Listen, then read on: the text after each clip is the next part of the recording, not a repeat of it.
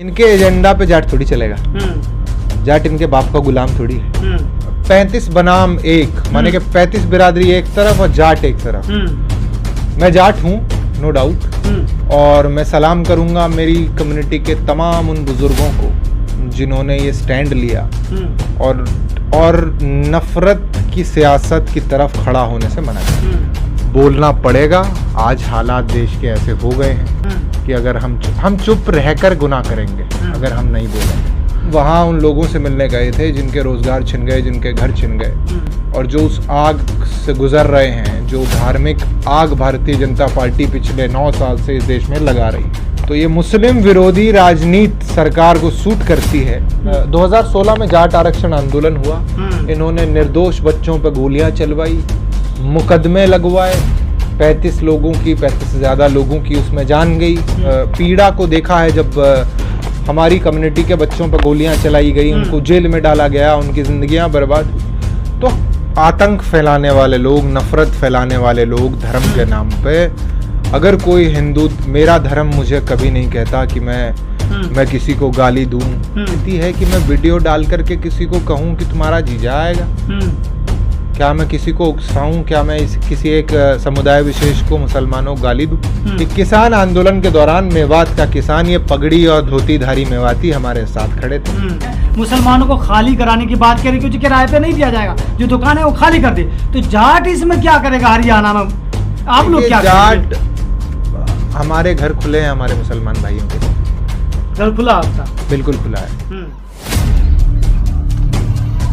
साथ ही आप देख रहे हैं न्यूज़ मेट में हूँ सरफराज आदिल। आपने देखा कि न्यू में दंगे हुए, दंगे के बाद जो हालात बने हैं, लोग वहाँ पहुँचना चाह रहे थे। तो तमाम मुद्दों पर बात करने के लिए हमारे साथ हैं भूपेंद्र चौधरी जी, जो आरएलडी के राष्ट्रीय प्रवक्ता। ये न्यू गए थे, मेवात जाना चाहते थे, लेकिन उनको जो पुलिस है रोक दिया गया। तमाम मुद्दों पर बात करेंगे। क्या कहना चाहते हैं आप? मेवात गए थे, न्यू जाना चाहते थे, वहाँ के लोगों का हालचाल जानना चाहते थे, लेकिन आपको रोक दिया गया।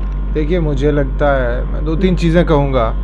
मेरे जाने से पहले भी आपने अभी जिक्र किया कि जो भी तमाम घटनाक्रम मेवात के अंदर हो रहा है, और उसको देख के अगर कोई चुप बैठा है या घर बैठा है और वो अपने आप को डेमोक्रेटिक कहता है, तो मैं ये कहूँगा उसका ज़मीर मर चुका है। बोलना पड़ेगा, आज हालात देश के ऐसे हो गए हैं कि अगर हम चुप रहकर गुनाह करेंगे अगर हम नहीं बोलेंगे। दूसरा, मेरे मेवात जाने का आपने कहा, हाँ मैं गया था और मैं नू जाना चाहता था।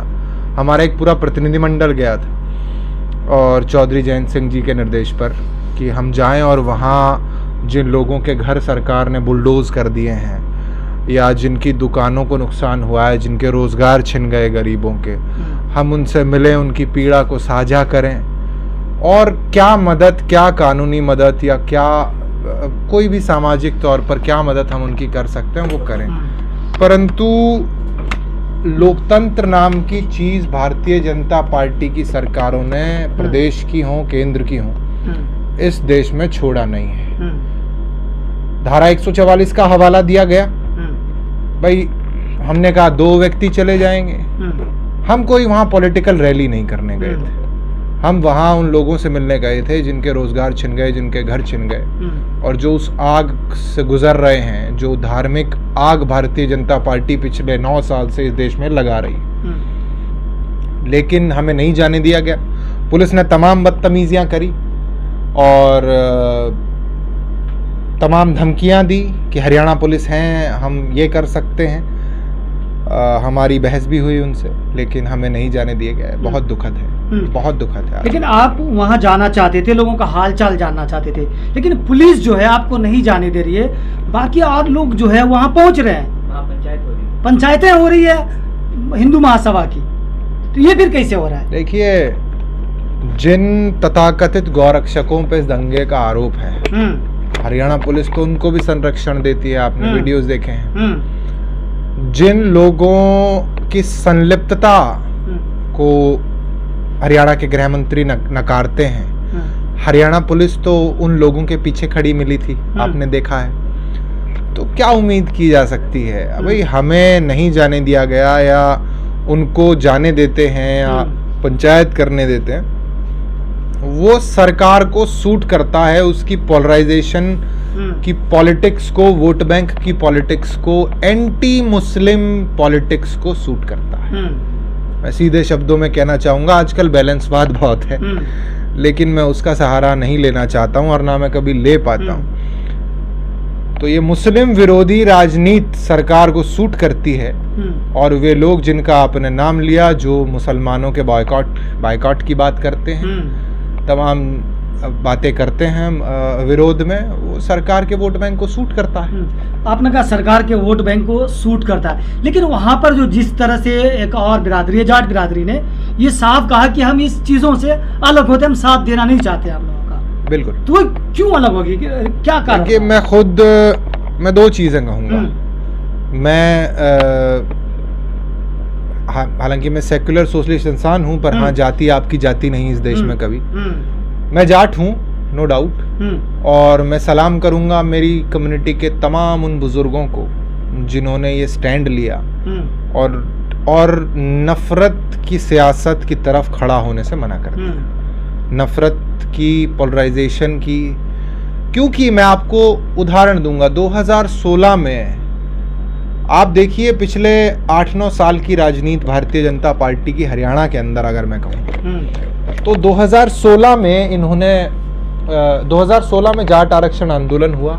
इन्होंने निर्दोष बच्चों पर गोलियां चलवाई, मुकदमे लगवाए, 35 से ज्यादा लोगों की उसमें जान गई, पढ़ने वाले बच्चों को जेल कराई इन्होंने, उनकी जिंदगियां बर्बाद करी, सिर्फ और सिर्फ अपनी वोट बैंक की राजनीति के लिए। तो इन्होंने उसके बाद इनके नेताओं ने, ऑन रिकॉर्ड है, देखिए सब कुछ, इनके नेताओं ने ये कहा कि 35 बनाम 1, माने कि 35 बिरादरी एक तरफ और जाट एक तरफ, वो राजनीति भारतीय जनता पार्टी करती आ रही थी। उसके बाद किसान आंदोलन ने कहीं ना कहीं सामाजिक तौर पर तमाम किसान जो कम्युनिटीज हैं उनको एक कर दिया। तो भारतीय जनता पार्टी को लगा कि भैया अब ये 35 बनाम 1 की राजनीति तो यहाँ शायद चल नहीं पाएगी। तो इन्होंने इसको हिंदू वर्सेस मुसलमान बनाने की कोशिश मेवात में करी। उसको भी खाप पंचायतों ने, वही खाप पंचायतें जो केंद्र सरकार को 13 महीने की लड़ाई लड़ करके हरा करके गई थी, उन्हीं खाप पंचायतों ने दोबारा इनके नफरती एजेंडा को फेल कर दिया। तो और क्योंकि हमने उस दर्द को देखा है, हमने उस पीड़ा को देखा है, जब हमारी कम्युनिटी के बच्चों पर गोलियां चलाई गई, उनको जेल में डाला गया, उनकी जिंदगियां बर्बाद हुई, तो हम कतई, मैं कहूँगा जहाँ तक आप जाटों की बात करते हैं, हम कतई नफरत की तरफ, पोलराइजेशन की तरफ। लेकिन आप नफरत की बात नहीं कर रहे हैं, लेकिन जो लोग हैं, जो दंगे में शामिल हैं, जो आरोपी है, वो तो ये कह रहे हैं कि हम सनातनी धर्म को, हिंदू धर्म को बचा रहे हैं, इसलिए इस तरह की यात्राएं निकाल रहे हैं। और ये लोग जो है, ये लोग चाहते हैं कि हमारा जो धर्म है वो खतरे में आ जाए, इसलिए मुसलमान जो है यात्रा पर पत्थर फेंकते हैं। देखिए, ये कब तक डराएंगे खतरा खतरा बोल के हिंदू धर्म। ये हिंदू धर्म, ऐसे हिंसा करने वाले लोग, ऐसे आतंक फैलाने वाले लोग, नफरत फैलाने वाले लोग धर्म के नाम पे, अगर कोई हिंदू, मेरा धर्म मुझे कभी नहीं कहता कि मैं किसी को गाली दूं। मैं आज ऑन कैमरा हूं, ऑन रिकॉर्ड हूं। आप मुझे बताइए कि कोई भी राजनीति, कोई भी वजह क्या मुझे ये अधिकार देती है कि मैं वीडियो डाल करके किसी को कहूं कि तुम्हारा जीजा आएगा? क्या मैं किसी को उकसाऊं? क्या मैं किसी एक समुदाय विशेष को, मुसलमानों को गाली दूं? नहीं। तो जो हिंदुओं का नाम लेके, सनातनियों का नाम लेके इस तरह की हिंसा का समर्थन करते हैं, बहन बेटियों को अगर वो गाली देते हैं, तो मैं समझता हूँ हिंदू धर्म को बदनाम करने का काम। फिर तो जाटों पर यह आरोप लगेगा कि हिंदू बहन बेटियों को मुसलमान जो है लफ्ज़ियात में फंसा रहे हैं, लेकिन जाट को मतलब नहीं है। ये भी तो जो बजरंग दल वाले लोग ये कहेंगे ना। देखिए, इनका तो कुछ भी एजेंडा हो सकता है भाई। चौधरी अजीत सिंह जी ने एक बात कही थी कि नकली जाट का लड़का बना के मुसलमान के यहाँ भेज देंगे, आपने सुना होगा बयान। और नकली मुसलमान बना के मंदिर में उससे कुछ करवा देंगे। तो ये इनके एजेंडा है। इनके एजेंडा पे जाट थोड़ी चलेगा। जाट इनके बाप का गुलाम थोड़ी है जो इनके एजेंडा पे चलेगा। जब आप लोग कह रहे थे कि जो जाट लोग थे, जिसे पहलवान बेटियां प्रदर्शन कर रही थी, तो कह रहे थे हरियाणा के जाट लोग हैं। पहलवान बेटियां जब मेडल लाती हैं तो देश की बेटी होती हैं, पहलवान बेटियां जब मेडल लाती हैं तो प्रधानमंत्री उनको डिनर पे बुलाते हैं। वही पहलवान बेटियां न्याय की आवाज उठा दें तो उनको गंदी गालियां देती है प्रधानमंत्री जी को। प्रधानमंत्री जी जिनको ट्विटर पे फॉलो करते हैं, वो वाली ब्रिगेड, उनको पता नहीं क्या क्या देशद्रोही और वो सब कहा जाता है। मैं आपको एक चीज कहूंगा, आप जब ये कहते हैं कि मदद की गुहार की लगाई गई किसान आंदोलन के दौरान, और मैं सीधे साफ शब्दों में आपके चैनल के माध्यम से बता रहा हूं कि किसान आंदोलन के दौरान मेवात का किसान, ये पगड़ी और धोतीधारी मेवाती हमारे साथ खड़े थे। किसान आंदोलन के दौरान यही ब्रिगेड जो आज अपने आप को सनातन धर्म का रक्षक बताती है, ये हमें गंदी गालियां दे रही थी। ये हमें हमारे विरुद्ध मार्च निकाल रहे थे। और उसके बाद पहलवान बेटियां जब सड़क पर बैठी तो इन्होंने गालियां दी कि एक समुदाय की महिलाएं हैं, और आरोपी के पक्ष में ये कहा कि इतना बड़ा है, ये कैसे कर सकता है ऐसे, इसकी उम्र देखो, क्या ये शिलाजीत, पता नहीं कितनी गंदी गंदी चीजें उन्होंने कही हैं। तो देखिए, इतने बेवकूफ हम भी नहीं है कि किसी के एजेंडा, किसी के चंगुल, उस व्यक्ति उस यूनिट के चंगुल में हम जाट आ जाए जो हर बार उसका विरोध करते हैं। आपको गालियां दी जा रही थी, मतलब जाटों को गालियां दी जा रही थी, आज माइनॉरिटीज को गालियां दी जा रही है, मुसलमानों को भगाने की बात की जा रही है, तो आप कैसे समर्थन करेंगे उनका वहाँ पे? किसका? मुसलमानों का? मुसलमानों को कहा जा रहा है, टाइम दिया जा रहा है, सभाएं हो रही है कि इलाका खाली कर दिया जाए, वरना जिम्मेदार तुम खुद होगे अपने हालत। देखिए, अपनी चप्पलें जो नहीं ला पाए वो क्या कहें उनके बारे में। नहीं, सवाल ये है, लेकिन मैं एक बात आपको बता देता हूं कि जहां हरियाणा में जहां जाट बाहुल्य है, जहां हमारी खाप पंचायतें मजबूत हैं, वहां पे किसी तरह का कोई उपद्रव, कोई पोलराइजेशन मुझे नहीं लगता है होगा। लेकिन सवाल ये है, इसी में आगे सवाल कर रहे हैं कि जिस तरह से सभाएं हो रही हैं, मुसलमानों को खाली कराने की बात करें, क्योंकि किराए पे नहीं दिया जाएगा, जो दुकान है वो खाली कर दे, तो जाट इसमें क्या करेगा? हरियाणा में आप लोग क्या जाट, हमारे घर खुले हैं हमारे मुसलमान भाइयों के लिए। घर खुला आपका? बिल्कुल खुला है, और हर उस व्यक्ति के लिए खुला है जो, चाहे वो हिंदू हो चाहे मुसलमान हो, जो कमजोर है और इस तरह की ताकतों ने, इस तरह की सांप्रदायिक ताकतों ने जिसको तंग किया हुआ है, किसी को मकान नहीं देना है, किसी को ये नहीं करना, कहाँ ले जाइएगा आप इस देश को? लेकिन सर, हरियाणा में खट्टर सरकार क्विक एक्शन ले रही है, जो कह रहे हैं कि जो इस दंगा में शामिल थे उनके घरों को बुलडोजर से सिर्फ मुसलमानों पे ले रही है। अच्छा, तो घोषित है भैया, एक आधा तोड़ दिया होगा थोड़ा बैलेंस करने के लिए, वो एक अलग बात है। आप 300 से ज्यादा घर बुलडोज हुए हैं, हाई कोर्ट ने रोक लगाई है। मैं खट्टर सरकार के मंत्रियों से ये कहूंगा, जितने घर दुकानें टूटे एक बार लिस्ट पढ़ दें। दूध का दूध, पानी का पानी, बनाया गया है, बिल्कुल जानबूझ के निशाना बनाया गया। अच्छा, मोनू मानेसर और बिट्टू बजरंगी के बारे में क्या कहेंगे? देखिए, इस तरह के लोगों को अगर उपद्रव यहाँ पे फैलता है, इस तरह के लोगों से, उनके बयानों से, तो निश्चित तौर पे उन पर कानूनी कार्रवाई हो, उनको गिरफ्तार किया जाए। मानते हो हिंसा के लिए दोषी? देखिए, मैं दोषी मानने ना, मैंने जो देखा उसके आधार पे ये कह सकता हूँ कि ये जो नूह में हुआ, नूह में जो घटनाक्रम हुआ, सरकार का कहीं ना कहीं इसको समर्थन है। सरकार कहीं ना कहीं ये पोलराइजेशन करना चाहती थी। धन्यवाद हमारे बुजुर्गों का जिन्होंने इस पोलराइजेशन को फेल कर दिया।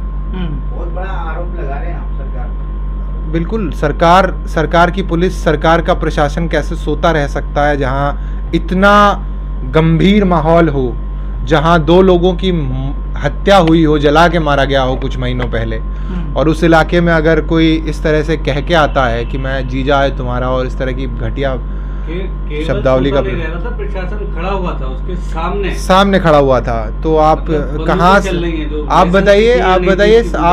बताइए फिर सरकार कहाँ संलिप्त नहीं है इसमें? आज दुष्यंत चौटाला ये कह रहे हैं कि नूह में ये हुआ जी, असांप्रदायिक शक्तियों का। अरे तुम उस सांप्रदायिक सरकार की गोद में बैठे हो दुष्यंत, तुमने धोखा दिया है अपने वोटर्स को, तुमको एंटी बीजेपी वोट मिला था, तुम उसी भारतीय जनता पार्टी गोद में जाके बैठ गए हो।